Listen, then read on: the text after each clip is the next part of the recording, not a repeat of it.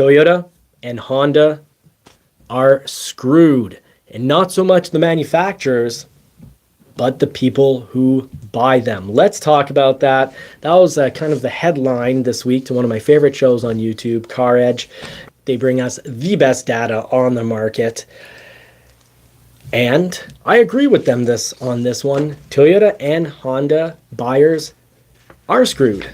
And Toyota and Honda dealer inventory is at an almost all-time low. It's very, very low. They haven't brought up, I would say, production, but here's the weird thing. They have. Toyota, for example, has record production. I mean, they're producing more vehicles now than they have in the last 10, 20 years. But their dealer lots look like we're in the middle of the pandemic, like Jeep, Stellantis all together, all the brands, Jeep, Ram, GMC, Nissan, Subaru, BMW, Audi, Mercedes. In the pandemic, lots were very low, and some dealers use this as an excuse to add on, 10, 15, 20, even some crazy cases of $100,000 of added markup. Now, I hope none of you here paid those wild markup prices, because I warned everyone against it. Because now if you want to trade in that vehicle or anytime in the future, you're going to be at a huge loss. Unless, and I always had that unless, let's say I've always said, if you pay an extra $2,000, $3,000 or even $5,000 more for something like a Maverick, which because of its popularity continues to be in high demand and not available. Well, if you pay $3,000 overpriced for a Maverick, keep it a year and then sell it for $5,000 more, by then after a year, maybe you won't sell it for $5,000 more than you paid for, but let's say you sell it for the original MSRP. Well, then driving it for a year will have only cost you $3,000, less than $300 a month. And nowadays you can't own and drive a vehicle for $300 a month. So it's weird. Some vehicles, rare ones like the Ford Maverick, you can actually buy. And if you buy with a slight over MSRP, you could end up driving that vehicle. Well, even now, if you were to sell let's say you still had your Maverick, you would have had it now for 6 months, 7, 8 months. And you'd probably have 10, 12,000 kilometers on it, and you could still sell it for $2,000, $3,000 over MSRP. That's so good. Meaning you would have paid $150 a month or $200 a month to own that vehicle. That's nothing. That's dirt cheap. That's not what's going on with Toyota and Honda right now. The dealers are asking for more. A lot of their dealers are asking for you to pay forced pay, anti-theft systems that cost a fortune, paint protection systems. It's always, it costs less when you do it somewhere else than at the dealership. So yeah, it's not fun to have to pay for it when you don't. It's not fun to be forced because they say, well, it's already on it. Your ordered vehicle can come in and they can throw it on and say, well, no, that's all vehicles need the paint protection. All vehicles need nitrogen in the tires. Sorry, this is for your overall long-term safety and satisfaction. You're paying an extra $3,000, $4,000, $5,000 for this vehicle. Too bad, so sad. If you don't want it, someone else will take it. And they have next to no vehicles on the lots. So you're in between a rock and a hard place. Now, Car Edge, this is where I don't agree with Car Edge. Car Edge said you should go ahead and buy another brand because part of their, not a rant, but excellent coverage with data of what's going on at Toyota and Honda is that Toyota and Honda prices have gone up, especially at Toyota. They talked about a 25% price increase at Toyota in the last, since 2019. But I was on their live, or maybe it was after their live, I dropped in some comments, I did the math. Inflation since 2019 has basically been 20%. And with Toyota increasing their prices by 25, or let's say even 27%, that means really above just matching inflation, they've only really increased their price by 5 to 7%. So is it really enough reason to not buy a Toyota? I'd like the people in the comment section, please drop a comment. Knowing that Toyotas have increased, depending on the model, between 5 and 7% more than they normally would, because they would normally just follow inflation. But there has been a 5 to 7% true price increase on a Toyota. Is Toyota reliability worth Should we allow them a 5? Let's say you can get a dealer that sells you the vehicle at MSRP. Would you take that deal? Do you think it's worth it, knowing that they've actually increased the price 5 to 7% above inflation? So that's the true price increase. I'd say Toyota reliability, yes. Honda, no. Honda, the CR-V is their most popular model. I'm going to explain why I don't accept, in my mind, and I wouldn't buy a Honda, especially not a CR-V. So let's check this out. I got to get my list here that shows all vehicles, most sold vehicles. So it's probably all the way at the other end, knowing my fair fortune here. Okay, I think I've got them here. So, Honda Civic and the Honda CR-V. Honda CR-V, 2, 3, 4, fifth most sold vehicle. Very popular back in 2021. It's lost a bit of popularity. The Honda Civic is no longer on the top 10 list for most sold vehicles now. So looking back to 2021, even if we go back to 2014, Ford Fusion was there. Makes you wonder why Ford got rid of the Ford Fusion. But you've got the Honda Civic still in the top 10 list back in 2014. Back then, the Honda Accord was there. And the Honda CR-V. The Honda CR-V has been a top 10 for, over 10 years now. But here's the thing. The Honda CR-V used to be one of the most reliable vehicles you could buy. And I'd say a low mileage 2014 or 2015 CR-V might be a better buy than a slightly used 2021 CR-V. And that's because for the last few years, watch your models, do your research. The Honda CR-V is on a CVT transmission. It has tanked the reliability of the Honda CR-V. So not worth a premium. Does the Honda CR-V, you can't justify increasing your price by 5 to 7% more than inflation when you've got a vehicle with a serious problem. Change your transmission, spend the extra money to have a real transmission. These CVT belt-driven transmissions are unreliable. Pay Ford or Toyota for their eCVT transmission that they've got on the Ford Maverick and that they've got on their hybrids over at Toyota. The eCVT is a big old gear with big old metal teeth and a bunch of little gears to help that big gear function. That's a great, unbelievably reliable setup. But that's not the case for the Honda CR-V, which is currently in 6th position for most sold vehicles.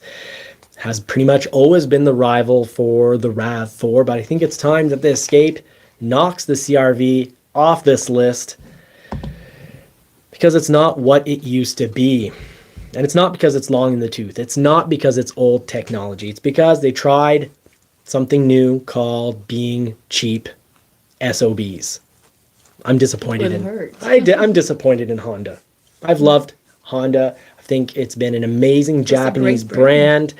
I'll still buy a Honda lawnmower. I'll still buy a lot of Honda products. But the Honda CR-V being their main leader over there, being on a CVT, you're causing everybody some heartache. Mm-hmm. Now, and it's one of the most stolen car in our area. I don't know about you, but here in Quebec, it's something. When you have a CR-V, maybe next morning you wake up and it won't be in your lot. Thank you for that insider information, because Marie is an insider as well. Marie is... I would be scared to have a car like that in the lot. Marie's a big deal in insurances. Outsider Reviews, thank you so much for being on the show this evening. Love the information that you share. Now, everyone, please, after this show, watch another one of our episodes, but then head over to Outsider Reviews show on... He did a great review on the Lincoln Corsair PHEV model. I think you found the seat a little less comfortable than we have found our Lincoln. Well, we've had Lincoln MKCs. My parents had two. We've each owned one. So I've owned one of my over 70 vehicles that I have owned and registered under my name. And you've had an MKC as well. And you know what? I really like the MKC seats, but I'm built, as I'm built. And how have you found the MKC seat? It was comfortable, yeah, but it was before we had a Bronco. The Bronco is it's a lot better. Nothing comparable to other cars that we have before. Now, Toyota, we see right here, Toyota RAV4 in third place. This is why I'd accept a price increase. I can handle Toyota's price increase. I want to know what your comments are, but I can handle Toyota's price increase because of the top 10 most popular cars. These are of all vehicles, but of the top 10 most popular, most sold cars, which includes SUVs, Toyota has 4 on the list, and Honda has 1, if I recall correctly. So 5 of the 10 most popular or most sold vehicles on the market go to Toyota and Honda. And guess what? Toyota is still very reliable, not perfect, but still very reliable. I wouldn't buy a used Tundra because they take way too much gas, but I do like the Tacoma, despite it being the older model being underpowered. Thankfully, the new model, if you get the hybrid 4-cylinder, it's got a ton of torque, and I expect that to be a fantastic drive. Now, most dealer lots are empty, and this is the disgusting part in all this. Toyota and Honda have the lowest days supply on market, and this is where Toyota and Honda are screwing their owners because they're very loyal customers, and they're going to buy more Toyotas and Hondas. But I don't think Honda buyers should buy another. If you have a CRV and you're like, oh, my 15 Honda CRV has 300,000 miles on it. It's an amazing machine. You're not going to likely get that trouble-free out of your new Honda CRV. You're going to change the transmission likely before getting to 300,000 miles. It doesn't justify the price. But what's disgusting is Toyota and Honda are deliberately having the lowest days supply on the market because their production is higher than ever. So that's what's frustrating. Toyota and Honda are making more vehicles than they ever have, or at least more than they have in the last 20 years. And guess what? Their dealer lots are empty. Why? Because they make more profit in other markets, so they're not supplying the North American market. Instead, they're just increasing the price. And they're deliberately, well, I don't want to get sued, so I'm going to say I can presume, in my opinion, I think maybe, let me know what you think. Let me know what you think. Is the fact that their production is higher than the last 10, 20 years, almost ever, I think ever, but that their lots here are very low. Do you think this could maybe be deliberate to help them increase the price and have people accept this price increase? Now, I'm not going to say it's a 25, 27% price increase when inflation has been almost at 20%. I'm going to say the real deal. The real deal is it's 5 to 7%. It's not as bad as Car Edge made it out to be in the recent episode. But it doesn't justify when the reliability has gone down at Honda. I'd even argue that maybe Toyota overall reliability has gone down just a little bit, but is still very high and fantastic. I would take that Toyota price increase. Mm-hmm. And like Outsider Reviews just said, he would recommend the Mazda over Honda if you want to go Japanese, because I was going to say that. They have less price increases. And I really like Mazda. We're talking about Mazda just today. You can get a Mazda 3 all-wheel drive, really good looking from the outside. For the size of the car, having an all-wheel drive. And the Mazda 3, we both like the front end. We like the lights. We like the grille. We like the slanted down hood. We like the Mazda 3. And actually, we like a lot of Mazda models. And it's not just about price. It's the fact that Mazdas are reliable, they're fun to drive, and their interiors are fantastic. Yeah, it's sad we don't hear that much about Mazda. They are You're hearing about it in here. the shadow, I guess. Yes, and this is what bothers me. Car Edge basically said you should go out. They're like, well, maybe you should go out and buy a Subaru or a Nissan. No, huge no. And this is why. Nissan, loves using the CVT transmission. They have screwed their owners, their fan base, worse than Toyota and Honda, because they put in a much less reliable transmission in almost everything they sell. It's hot, steaming garbage or hot steaming pile of horse crap.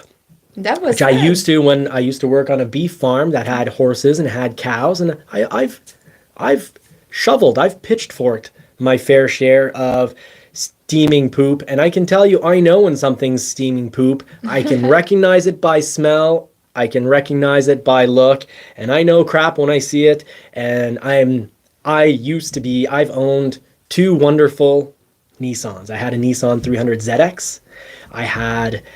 And I still like Nissan trucks, but I had a Nissan 300ZX twin turbo, and I also had a 240SX.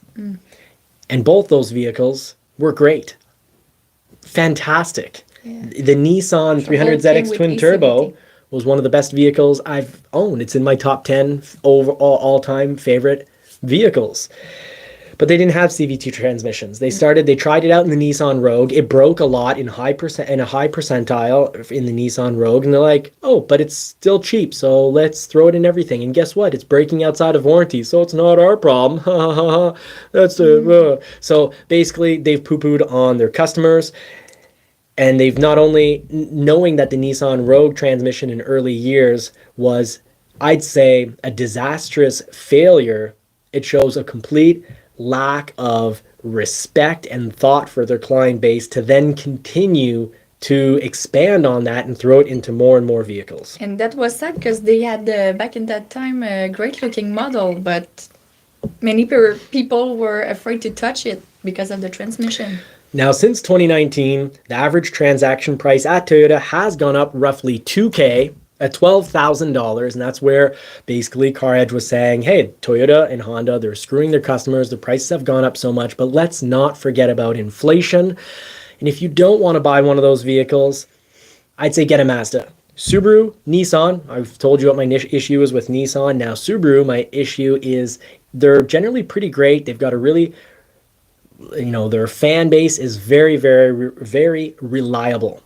However, my experiences from my entourage and from what I read online as well, the data and whatnot is if a Subaru has a turbo engine in it and you're really kind to it, you're fine. But if you've got a heavy foot and you drive it a little bit like those Subarus we always see winning rally races, it's going to be pretty problematic. Blown turbos, blown engines. If you think of the Subaru WRX, notorious for having easy to blow engine, but I also know people who have babied those vehicles and they've really lasted. It's kind of the opposite of a sports car. A real sports car, you should drive it hard so the engine doesn't blow, because you got to make sure the carbon doesn't build up, and you got to use and abuse it. Shift at 6,000 RPM once in a while. Well, the Subaru is kind of the opposite. It's like baby it and it could last you a very long time, but drive it like a true sports car and it's going to have a temper tantrum. Now, that concludes that episode. Please like and subscribe, hit the thumbs up button, subscribe, hit the bell notification so you don't miss the real deal in the automobile news. We don't want anyone getting fooled. We cover the real deal. We're going to be talking about price and how to make sure you get the right price and don't overpay. If you stay tuned to this live, or if you're watching this as a mini episode, you can click here or here at one of our other vehicles, videos, and you'll likely see one of our videos covering price, because we're going to tell you how to actually save thousands of dollars and make sure you don't get screwed by the dealer. So let's cover that right here, right now. So stay tuned.